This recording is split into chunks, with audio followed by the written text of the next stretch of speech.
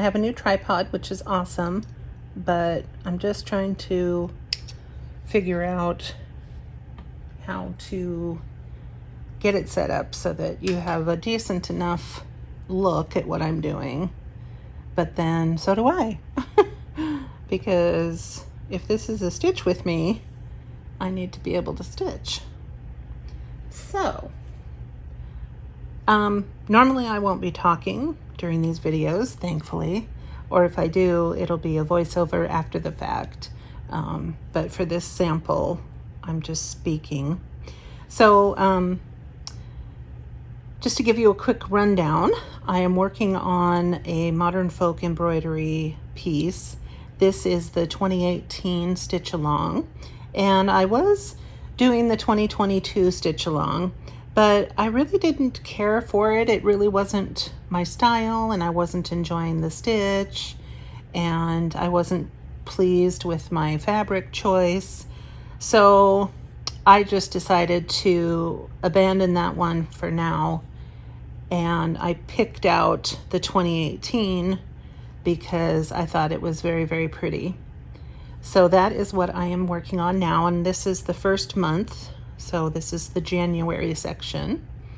And obviously, as a year-long stitch along, it's going to come in 12 different pieces to create the final image. And I'm working on a piece of 25 count black fabric. I'm assuming that it's Lugana, but I don't know. I've owned this piece for many, many years. I purchased it from the extras bin at my LNS, which is now closed and has been for a very long time. So all of those things factored in, I don't know what fabric this actually is. Let me pause and do some counting before I lose myself. 1, 2, 3, 4, 5. Ready for 6. 2, 3, 4, 5.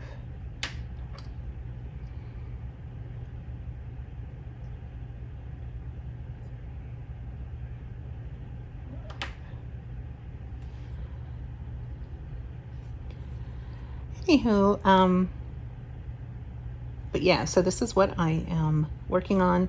That is the fabric, and I am using one of the beautiful silks from Silks for You.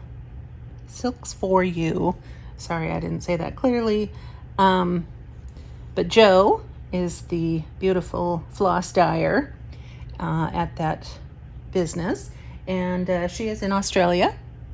So she has an international shop, either an Australian shop online for local shoppers or an international site for people like me in the US.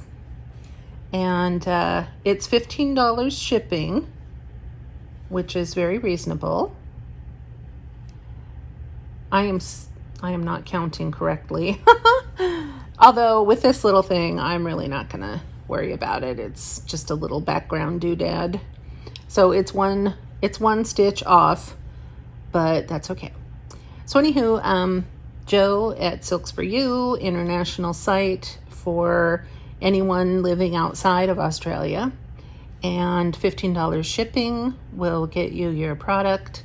And I have several of hers, and I actually have 2 more colors coming, and I will be showing those off to you, and I cannot wait because the colors are going to be absolutely stunning. So anyway, it's a lovely 6-stranded silk. I always buy a full hank because that's how I am. And you generally get about 30 8-yard skeins, if not more, out of a hank. So it's a pretty darn good deal for $30. I mean, it's an incredible deal. Can you imagine getting a full 8-yard hank of silk, hand-dyed, for basically $1 a piece? and sometimes less if you can get 31 or 32 hanks or skeins out of a hank. But yeah, so it's a major bargain and it's gorgeous, so you really can't go wrong. She also offers, when they're in stock, she'll have half hanks, and then she always has skeins of her own. And actually, I'm not sure how large her skeins are. They might be like 11 yards instead of 8. So, and they are like $6 a piece. So, depending on your project, like if you're going to do a sampler and it's going to call for 50 yards of floss, then you could buy 5 of the silk hanks and have enough for your project. So it just depends. But, you have options. And every single color that she offers, I believe, is going to be available in a skein. So you've got lots of options. And she has solids as well. So this is obviously a color shifting, multicolor maybe is the way to say it, a multicolor floss that I'm using here. But she does have some that are more solid, and actually one of the other color than this one that I purchased was a solid red, and she describes it as a raspberry red, which is a really great way to describe it. And I am using that one in a different piece that I will show you in a separate floss tube video. So, but yeah, so I have multiple hanks that I've purchased. I went ahead and broke them all down into skeins, which was, something I actually enjoy doing for the most part, as long as I don't get myself into a tangle. But yeah, so then it just makes it so much more usable for me. So it just depends on what you like to do. You could just take, length by length right off of the hank and be perfectly happy. Just as long as you have a way to store your hank without it getting tangled. So it just, for me, it was going to be challenging to store them, and so I just decided to break them all down into skeins. So that's my story. What else can I mention here? Obviously, I'm stitching 1/1, and I'm doing each full cross as I go. And I do that because I like to retain the color shift. So when I get this stitch started, I'll show you what I mean.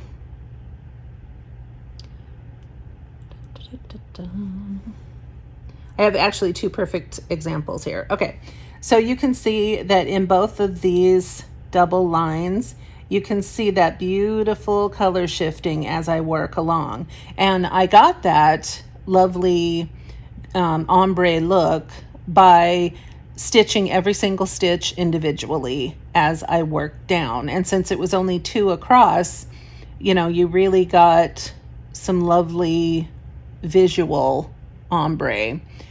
With this little guy, I stitched each antler piece on its own and got some nice little ombre.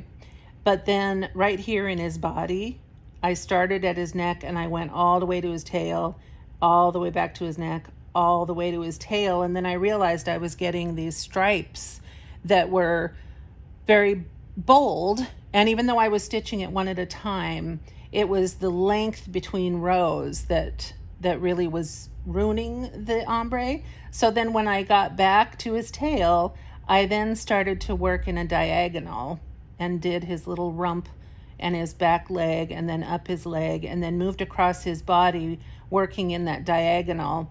And so then I got the beautiful ombre across his body. So again, some people wouldn't bother. I decided to do it that way, and I think it looks better to have that real pretty ombre. So as you're stitching, you might want to make certain decisions, but it's completely up to you. It's always going to look beautiful, whichever you choose. So now I'm going to go silent because my husband's home, but please enjoy the stitch along.